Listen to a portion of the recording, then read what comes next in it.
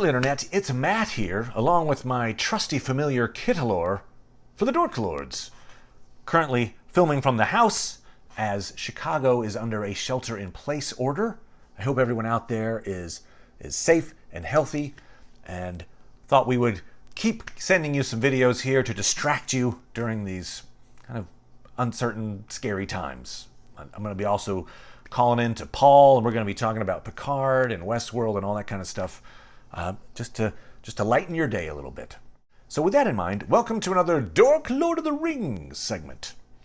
Before we get to today's topic, I thought I'd give you some Amazon series news. First, much like many series that are in production, the Lord of the Rings series is on hiatus. So the production was put on hold due to COVID-19. I realize that whether or not Lord of the Rings is being filmed is a small detail, given the state of things in the world today. However, I will treat that as a very good sign. When Lord of the Rings is back in production, that means that many other factors have gone our way in the world. In any case, filming is on hiatus. One other note I wanted to make is an article I noticed. This is about a month old now.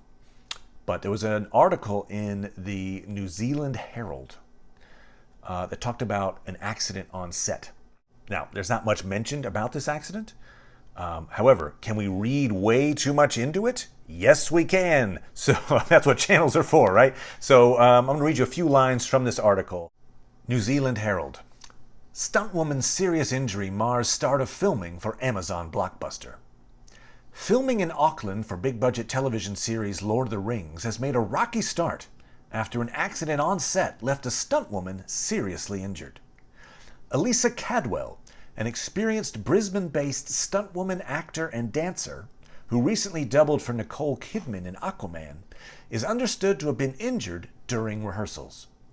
Sources confirmed she fell into water in large tanks as planned, but her head struck a bolt in the process.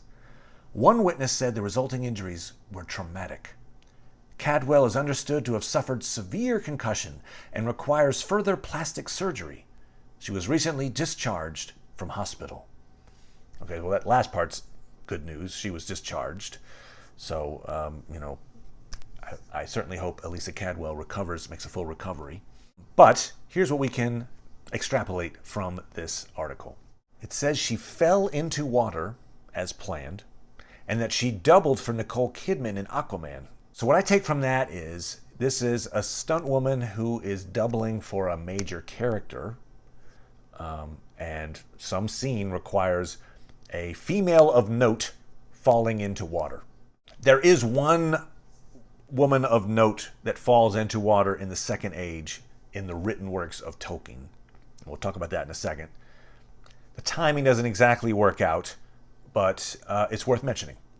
And in fact, I mentioned this character in an earlier video I did about Numenorians likely to appear in the Amazon series. So the character I'm talking about is Arendis. Arendis is the wife of the king of Numenor, Tar Aldarien. Tar Aldarien is the king who made many trips to Middle-earth, cemented an alliance with the elves, but did so at the cost of his wife and his child, his daughter, who became the first queen of Numenor, Tar Ancalime. In any case, Arendis and Aldarien have split. It's after their separation. Aldarien's been at sea for a long time. He returns, even though Arendis hates the sea, it actually lives inland. She journeys to the harbor to see Tar Aldarien heroically sail in to the throngs of people, and then Tolkien says she drowned in this moment. Doesn't say she committed suicide, but I kind of feel like the implication is, she was depressed. Here was perhaps the love of her life who had rejected her, and he's returning triumphantly. He's none the worse for wear, and then she ends up jumping into the sea. So one explanation, if this is indeed that scene, could be a flashback, right? What we could be seeing is the current queen of Numenor is Tar Telperien. She's the one that's queen during the time when the rings are being forged.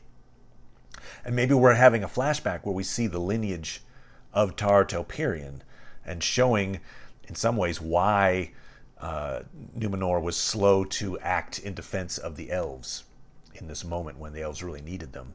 And part of that is because when Tar and Ancalime, Arendis and Aldarian's daughter, took over, she kind of rejected the elves. And I think that was at least in part because her father had favored the elves over her. And, so she felt animosity for the elves. So maybe we're seeing that animosity kind of trickle down through the generations to Telperien. Could be a thing. However, if you've got this obviously high-level stunt woman who, doubled for Nicole Kidman, this person has some cred. You probably are hiring a stunt woman that's going to be, a regular double for a major actor in the show. And Arendis is not going to be a regular on the show.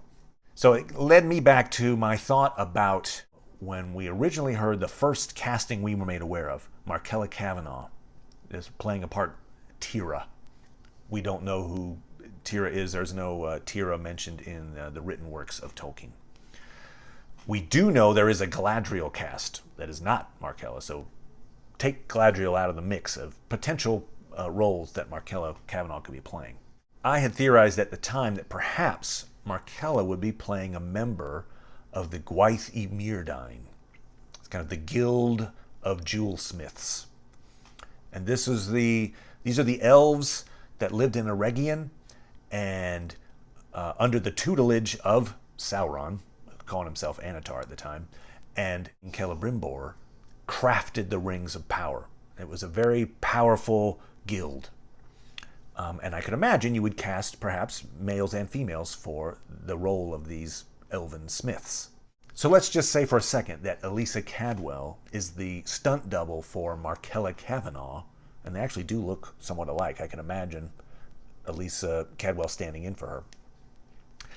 If it just so happens that the part being doubled is one of the Gwaith y Mirdain, the scene in question could be when Sauron declares himself, I think we're talking 1695 of the Second Age, and attacks Eregion. Right, he actually just destroys it. The capital of Eregion is Ost-in-Ethil, which means Fortress of the Elves, and it is at the confluence of two rivers, the Saranen and the Glanduin. So when Sauron attacks and defeats the Gwaith y Mirdain and such, I could certainly imagine them falling into the river. Could be what's happening in this moment. A violent act resulting in major characters falling into the river. The odd part about that is, if that's the case, let's just, again, way theory crafting, all of this could easily not be the case. But if it is, what that means is the production, they're only filming the first 2 episodes of season 1 right now. It's the pilot, essentially.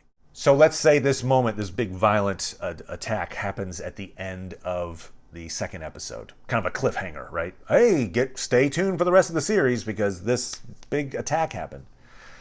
That means that they only spent 2 hours actually on the intrigue leading up to Sauron declaring himself. Seems a little brief. I would have thought they would have maybe extended that out some more. But it's possible that you spend 2 hours showing the intrigue of Galadriel going, don't follow Anatar, and Celebrimbor like, yep, Anatar, that's great. How do I make these? Cool. And then you show the cliffhanger of Sauron revealing himself, and then the bulk of season 1 would be theoretically that time between when the elves called for the aid of Numenor and the time Numenor actually showed up. It's a 5-year gap. They're like, help! And Numenor was kind of slow in sending the Navy over. Right? I don't think it took them 5 years to do just the sailing. I think they had to decide to come and get the Navy together and come on over. And so meanwhile, the elves are in a holding action and getting whooped pretty bad by Sauron. So perhaps you're seeing, the really dangerous time to be on Middle-earth, which is that 5-year gap between when Sauron attacked Eregion and Numenor came and bailed him out. That could be the thing. I know. I'm making so many suppositions there. But just saying, that's a thing. I just theory crafted that. If you have a theory for why we have this stunt double falling into water, and fortunately, though she was hurt apparently pretty bad, is going to recover. What that means. Is there a scene that you can think of that this might be relevant to? So there you go. What that does is that leads me into today's topic, which is Celebrimbor. Celebrimbor is in the small group of characters that have a 100% chance of being in the Amazon series, right? Well, all these people we think might be in the series, blah, blah, blah, blah. This guy's in it. He hasn't been cast. We don't know for sure, but we know for sure. He's an integral part of the story they're telling. So I thought we should do a video on this guy. Celebrimbor, who is he? Let's do this. One note about Celebrimbor is that Tolkien changed his mind about Celebrimbor's origins as time went on. Originally, I think Celebrimbor was just a very talented elven smith that had a connection to the dwarves and so got really good at crafting. But later, Tolkien decided, it would be much cooler if Celebrimbor, who helped craft the Rings of Power and made the Elven Rings, is related in some way to Feanor, the greatest elven craftsman of all time, who made the Silmarils. And so we see an evolution in the origin story for Celebrimbor. So to fully understand who he is, I think we need to start with his dad, Curufin. Curufin is the 5th son of the 7 sons of Feanor. And it turns out he's actually Feanor's favorite son. As I mentioned, Feanor crafted the Silmarils. It's one of the greatest elves in Tolkien's lore, but he's got a dark side, and his actions doomed a great number of elves in his day, including his sons, the 7 sons of Feanor. Now, I mentioned that Curufin is Feanor's favorite son, and in fact, Curufin is named after Feanor. Doesn't sound like it. Maybe I should probably do a video on this as well, because elves have a very odd naming convention. But elves have the mother's name and the father's name. In the case of Feanor, he took his mother's name. But the father name that he had was Curufinve, which means skillful Finve. Finve was his dad. Well, he gave that name to his favorite son, Curufin. It's Curufinve. It was shortened into Sindar Elven into Curufin. But I say all that to show that this is the favored son. The favored son of Feanor has a son named Celebrimbor, and that grandson of Feanor has many of the same crafting abilities that Feanor did. So there's an interesting tie-in there between Feanor, his favorite son, and his grandson. Now, we come to learn that Curufin, much like many of the sons of Feanor, is a bit of a dick. So a lot of what we know about Curufin comes from the tale of Beren and Luthien. I've done a video on that if you want to check it out. It's one of the central stories in Tolkien's mythology. Curufin and one of the other sons of Feanor, Celegorm, they're staying at the elven kingdom of Nargothrond. And Beren, our hero, comes to Nargothrond seeking aid to go and get the Silmarils. The king of Nargothrond, Finrod, agrees. He owes a debt. He decides, I'm going with you, Beren. However, Curufin and Celegorm convince the rest of Nargothrond not to join them. They have their own reasons. They're kind of political in nature. But as a result, instead of, say, an army of heroes heading off with Beren and Finrod, it's like Finrod, Beren, and like 10 red shirts who get wiped off the map. So, in any case, Finrod heads off with Beren. They get captured by Sauron. Finrod is killed. Eventually, Luthien saves Beren and destroys the Tower of Sauron. In so doing, frees several elven prisoners. A lot of the from the kingdom of Nargothrond are freed finally, and they return to tell the tale of what happened. And so the elves of Nargothrond hold it against Curufin and Celegorm to say, hey, our king's dead because of you. Look, you were so convinced these people wouldn't succeed. They did. They would have done much better had we sent actual help. Screw you guys. We should kill you as penalty. The current king of Nargothrond, Orodreth, convinces the people, Let's not kill them. Let's just exile them. And so that's what happens. I'm going to read you this passage, and it's relevant because it does mention Celebrimbor in this section. This is from the Silmarillion. Neither bread nor rest would he grant to Celegorm and Curufin within his realm, and he swore that there should be little love between Nargothrond and the sons of Feanor thereafter. Let it be so, said Celegorm, and there was a light of menace in his eyes. But Curufin smiled. Then they took horse and rode away like fire, to find if they might their kindred in the east. But none would go with them, not even those who were of their own people, for all perceived that the curse lay heavily upon the brothers, and that evil followed them. In that time, Celebrimbor, the son of Curufin, repudiated the deeds of his father, and remained in Nargothrond. So, huge moment there, right? This is kind of the first we hear of Celebrimbor. His dad is exiled. His dad leaves. I'm sure he was like, come on, son. And Celebrimbor is like, nope. This is where I draw the line. I didn't make, all the sons made an oath to Feanor, the oath of the sons of Feanor. Well, the grandson didn't make that oath. And this is Celebrimbor attempting to separate himself from the fate of the sons of Feanor, his dad included. In some ways, it doesn't really work out. He still has a very dark, cloudy history that ends in tragedy. But I think in this moment, he's trying to say, I'm not like you, so I'm staying. Curufin actually goes on to, he shoots Baron. He's trying to shoot Luthien. He shoots Baron with an arrow in the chest.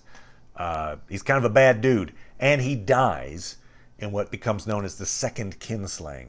It's when the sons of Feanor attack the elves in Doriath, and a couple of the sons of Feanor get killed off there, including Curufin.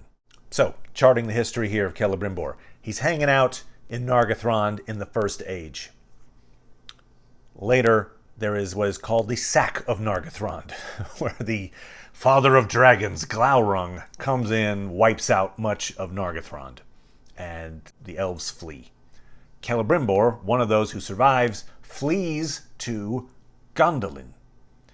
At Gondolin, he takes up as an apprentice under the elven smith Enerthil. And Enerthil, we don't hear a lot about, but he creates the Elissar. It's the stone of Yarendil. It's this green stone that apparently has some magical properties, including the ability to heal. And eventually, after the fall of Gondolin, it is given to Yarendil, and Yarendil takes it with him to the Undying Lands, and we don't really hear about it again. But put a pin in that, because that comes back later. We're going to see Celebrimbor attempt to create a copy of that stone, and it's very important for the Lord of the Rings. But in any case, Celebrimbor studying under this amazing elven smith, Enerthil, at Gondolin. Now, unfortunately, Gondolin is destroyed as well by Morgoth. Celebrimbor survives that, gets through the First Age, and eventually of Eregion in the Second Age. That falls to Sauron. So wherever Celebrimbor goes, that place gets destroyed. Glaurung, then Morgoth, then Sauron. If Celebrimbor comes to your town, maybe it's time to move, to say that. Now, as to what Celebrimbor did in the Second Age, we hear about from the Lord of the Rings. First, I'm going to read you something from the appendices that talks about Eregion and its relationship to Moria. Later, some of the Noldor went to Eregion, upon the west of the Misty Mountains, and near to the west gate of Moria. This they did because they learned that Mithril had been discovered in Moria. The Noldor were great craftsmen, and less unfriendly to the dwarves than the Sindar. But the friendship that grew up between the people of Durin and the elven smiths of Eregion was the closest that there has ever been between the two races. Celebrimbor was lord of Eregion, and the greatest of their craftsmen. He was descended from Feanor. Then we hear in the Fellowship of the Ring, at the Council of Elrond describes, again, this relationship between Moria and Eregion in the Second Age. Then all listened, while Elrond in his clear voice spoke of Sauron and the Rings of Power, and their forging in the Second Age of the world long ago. A part of his tale was known to some there, but the full tale to none. And many eyes were turned to Elrond in fear and wonder as he told of the elven smiths of Eregion, and their friendship with Moria, and their eagerness for knowledge, by which Sauron ensnared them. For in that time he was not yet evil to behold, and they received his aid and grew mighty in craft, whereas he learned all their secrets and betrayed them, and forged secretly in the mountain of fire the one ring to be their master. But Celebrimbor was aware of him, and hid the three which he had made. And there was war, and the land was laid waste, and the gate of Moria was shut. So, we see this history. The elves come to Eregion because it is near to Moria, and Moria has mithril, and they're very interested in crafting with it. They set up a relationship. It works out, strangely enough. Dwarves and elves, traditionally not gotten along too well. They do here for a time, and Anatar, giver of gifts, comes along and starts teaching them different crafting techniques. And together they start crafting these rings of power. And Celebrimbor decides, hey, I can do this crafting thing on my own. I don't really need this Anatar guy to make these. And so he crafts the 3 elven rings on his own. They are still ruled by the ruling ring, but they have less of a connection. And here's some more information about Celebrimbor and the rings that Gandalf discovers when he goes to Minas Tirith and he finds this scroll that was written by Isildur. Isildur described the ring such as he found it. Already the writing upon it, which at first was as clear as red flame, fadeth, and is now only barely to be read. It is fashioned in an elven script of Eregion, for they have no letters in Mordor for such subtle work. But the language is unknown to me. I deem it to be a tongue of the Black Land, since it is foul and uncouth. What evil it saith I do not know, but I trace here a copy of it, lest it fade beyond recall. Now this is Gandalf talking. When I read these words, my quest was ended. For the traced writing was indeed as Isildur guessed, in the tongue of Mordor and the servants of the tower. And what was said therein was already known. For in the day that Sauron first put on the One, Celebrimbor, maker of the 3, was aware of him, and from afar he heard him speak these words, and so his evil purposes were revealed. So, fascinating there. Celebrimbor makes the 3 rings, hanging out, all seems well. When Sauron puts on the ring and recites that phrase, across the miles, Celebrimbor can hear him speak the words. And it's Celebrimbor who first becomes aware, oops, that's Sauron, we're screwed. So he obviously plays a big role in this, right? This is that moment. All the other elves at this point are not 100% sure. It's Celebrimbor is like, oh no, oh boy, we have made a terrible mistake.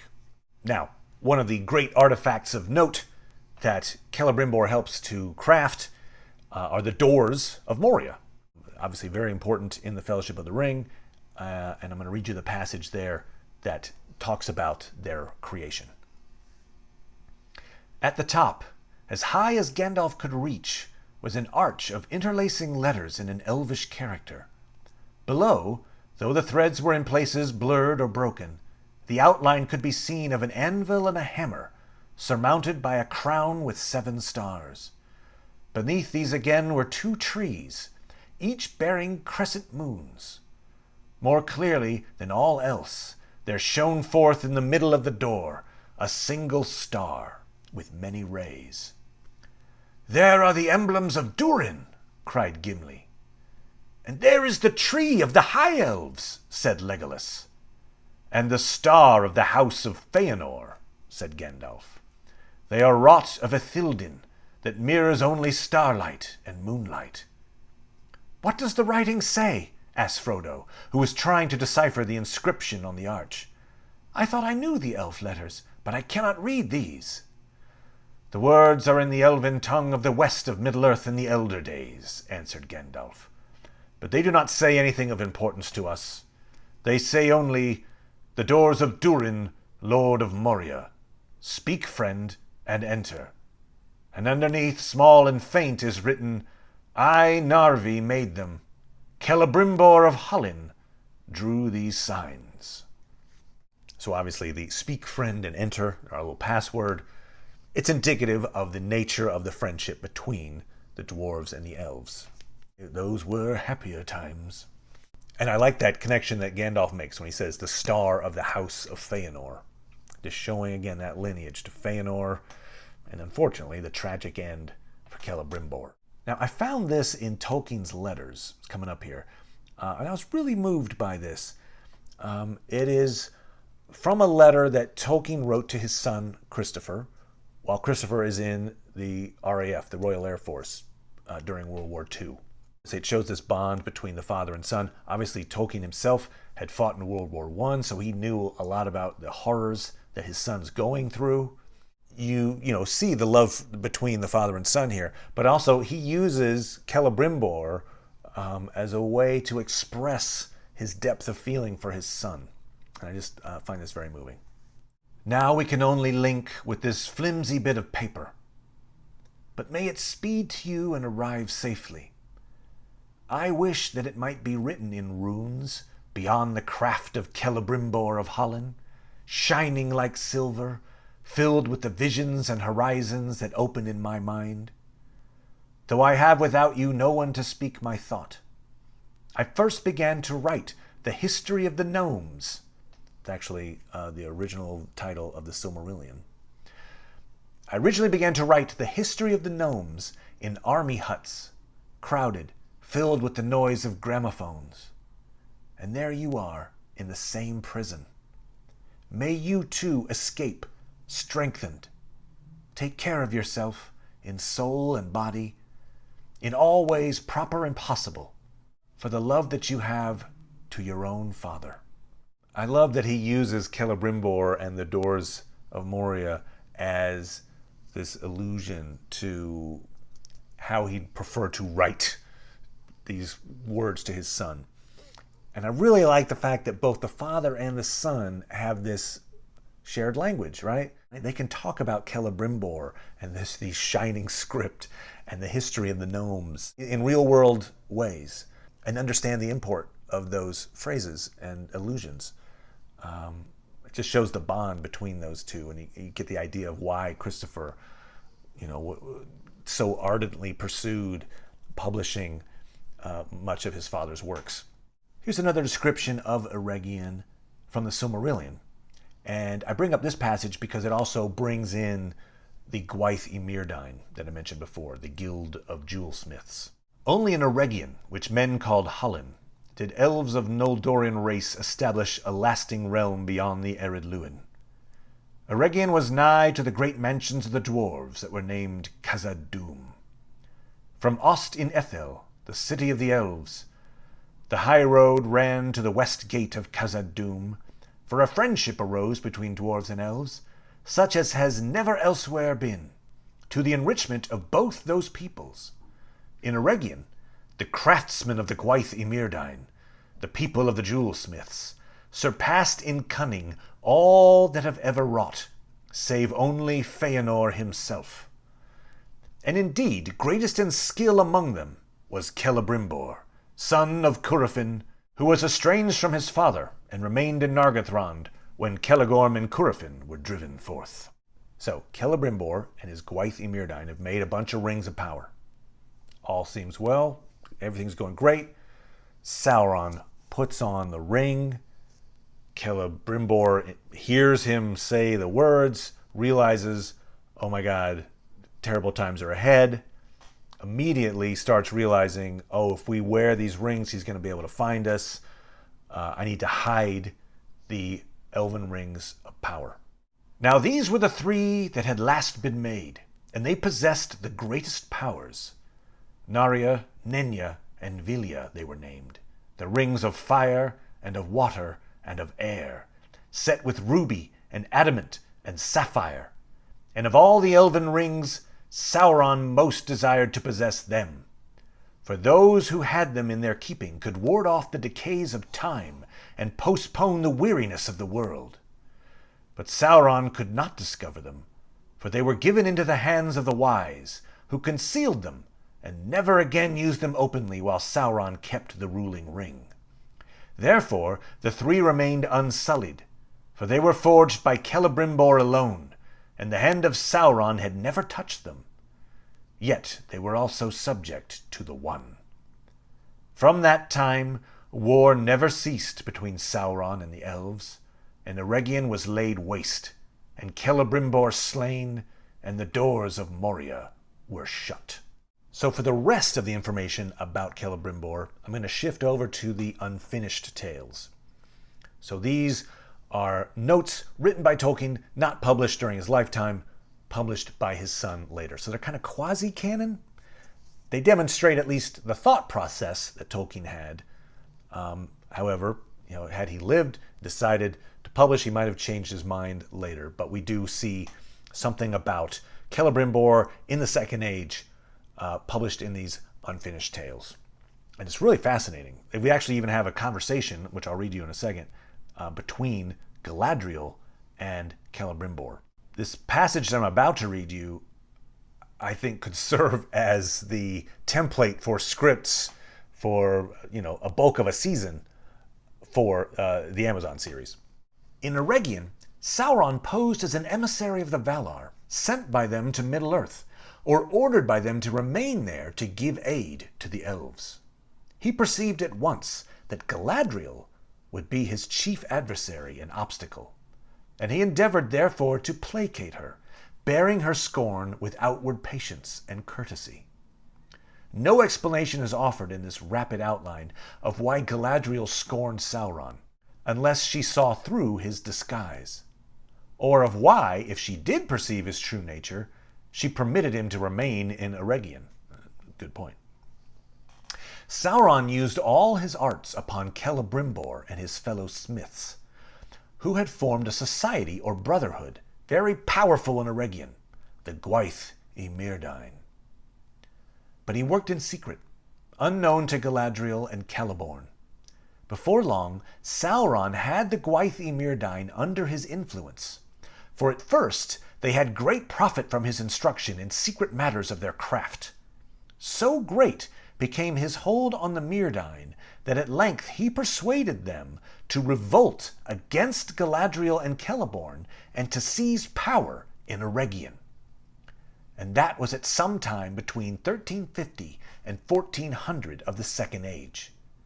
Galadriel thereupon left Eregion and passed through Khazad-dûm to Lorinand. But Celeborn would not enter the mansions of the dwarves, and he remained behind in Eregion, disregarded by Celebrimbor. In Lorinand, Galadriel took up rule and defense against Sauron. So this is huge. We've got a revolt from the Gwaith y Mirdain, overturning Galadriel and her husband Celeborn, and essentially driving Galadriel out. That version of history doesn't seem to make it into the Silmarillion. It does have Galadriel leaves Eregion to head to what becomes Lothlorien. She goes through Moria to get there. Because Celeborn has antipathy for the dwarves, he does not go through Moria at that time, and so stays in Eregion, and they're separated. Galadriel and her daughter Celebrimbor go to Lothlorien. Celeborn stays behind in Eregion. What we don't know, what we don't see at that time in the Silmarillion, is why she left. This, in the Unfinished Tales, is saying she left because she was driven out. And for some reason, Celeborn was allowed to stay. It's kind of interesting how Celebrimbor, stayed behind when his dad was driven out. And now you have Celeborn staying behind when his wife is driven out. So, anyway, I'll take this moment to point out that Celebrimbor means silver hand. Celeborn means silver tall. He was a tall elf. And then the queen of the Númenóreans at this time, of the time of the ring being forged, is Telperien. Telperien meaning silver one. So you have all of these rulers at the time of the forging of the ring with the word silver in their names.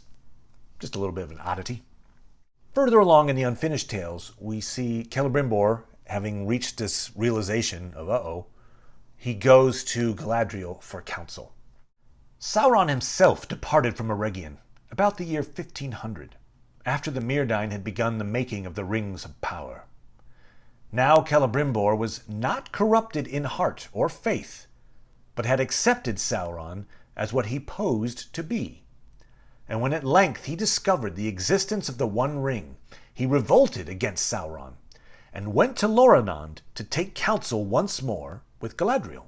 They should have destroyed all the Rings of Power at this time, but they failed to find the strength. Galadriel counseled him that the 3 rings of the elves should be hidden, never used, and dispersed, far from Eregion, where Sauron believed them to be. It was at that time that she received Nenya, the White Ring, from Celebrimbor. Celebrimbor followed her counsel that the Ring of Air and the Ring of Fire should be sent out of Eregion, and he entrusted them to Gil Galad in Lindon. So he goes to Galadriel, probably through Moria. Like, oh no, what do we do? Couldn't destroy the Rings of Power at that point. Said that they failed to find the strength. So you can see the influence of the rings at that point. And Galadriel says, yep, you need to hide these rings, not in Eregion. And so to Celebrimbor's credit, he gives one of the rings to Galadriel. It's the ring that she has all those years later during the War of the Ring. And then he gives the other 2 rings to Gil Galad. And so to Celebrimbor's credit, he doesn't just hoard the rings and assume that he's got the power to fend off Sauron. He's like, I get it. I will trust to the counsel of people who are smarter than me to figure this out. So now, Sauron has revealed himself. The rings have been hidden. Sauron attacks, looking for the rings. And here we see again in the Unfinished Tales a description of the downfall of Eregion and the downfall of Celebrimbor.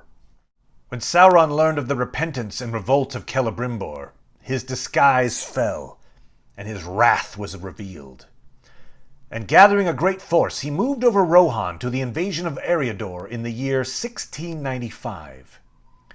When news of this reached Gil Galad, he sent out a force under Elrond Half-Elven. But Elrond had far to go, and Sauron turned north and made at once for Eregion. The attackers broke into Eregion with ruin and devastation, and captured the chief object of Sauron's assault, the House of the Mirdain, where were their smithies and their treasures. Celebrimbor, desperate, himself withstood Sauron on the steps of the great door of the Mirdain. So Celebrimbor fought Sauron at the door of the Mirdain. But he was grappled and taken captive, and the house was ransacked. There Sauron took the 9 rings and other lesser works of the Mirdain, but the 7 and the 3 he could not find. Then Celebrimbor was put to torment, and Sauron learned from him where the 7 were bestowed. This Celebrimbor revealed because neither the 7 nor the 9 did he value as he valued the 3. The 7 and the 9 were made with Sauron's aid, whereas the 3 were made by Celebrimbor alone, with a different power and purpose. Concerning the 3 rings, Sauron could learn nothing from Celebrimbor, and he had him put to death. But he guessed the truth, that the 3 had been committed to elvish guardians, and that must mean to Galadriel and Gil Galad. In black anger he turned back to battle, and bearing as a banner Celebrimbor's body hung upon a pole, shot through with orc arrows, he turned upon the forces of Elrond. Whew, a very bad ending for Celebrimbor. He fights, apparently, with Sauron at the door of the Mirdain, the treasuries. He's captured, he's tortured. Under torture, he reveals the whereabouts of the 7 rings of the dwarves, but he doesn't reveal the whereabouts of the 3 rings. Sauron correctly guesses where they might be, but he can't get to them in that moment. But he then kills Celebrimbor and uses his arrow-strewn body as a banner in battle, fighting against Elrond. So it's a gruesome, tragic end to this grandson of Feanor, Celebrimbor. The greatest smith of his age, second age, but meets this incredibly violent end. So the last thing I'm going to read for you is also from Unfinished Tales. This is that conversation I mentioned between Galadriel and Celebrimbor. So we get to hear Celebrimbor's own words. And as you'll see from this conversation, Celebrimbor had feelings for Galadriel. And in fact, I think he had a little bit of jealousy for Celeborn, which makes it odd that Celeborn ended up staying with him when Galadriel left. But I think he was in love with Galadriel, and as a result, he offers to make a copy of that Elissar stone that I mentioned earlier in this video. Here, I'll read this out and then we'll talk about it. Long ago, ere Sauron deluded the smiths of Eregion, Galadriel came there, and she said to Celebrimbor, the chief of the elven smiths, I am grieved in Middle-earth, for leaves fall and flowers fade that I have loved, so that the land of my dwelling is filled with regret that no spring can redress. How otherwise can it be for the Eldar, if they cling to Middle-earth, said Celebrimbor. Will you then pass over sea? Nay, she said. Of Finarfin's children I am the last. But my heart is still proud. What wrong did the golden house of Finarfin do that I should ask the pardon of the Valar? Here I am mightier. What would you then? Said Celebrimbor.